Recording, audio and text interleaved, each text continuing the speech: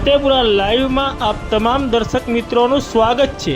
હું છું આપની સાથે રિપોર્ટર યાસીન ભાભોર। આજના મહત્વના સમાચારની વાત કરીએ તો ફતેપુરા સહકારી મંડળીની 43મી વાર્ષિક સાધારણ સભા યોજાઈ।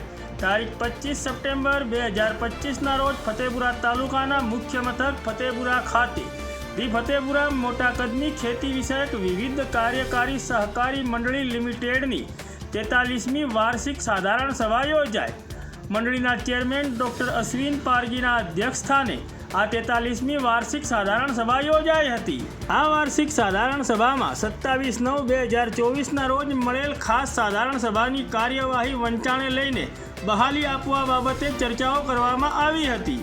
તેમજ વર્ષ 2024-25ના પૂરા થતા વર્ષના મેનેજિંગ બોર્ડ તરફથી રજૂ થયેલા સરવૈયા તથા નફાખોટના હિસાબો રજૂ કરવામાં આવ્યા હતા।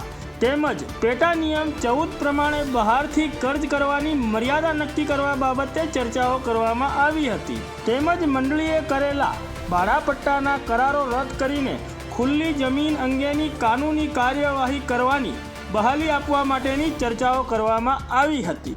ફતેપુરા સહકારી મંડળીની આ 43મી વાર્ષિક સાધારણ સભામાં કમિટીના સભ્યો તેમજ મોટી સંખ્યામાં સભાસદો ઉપસ્થિત રહ્યા હતા।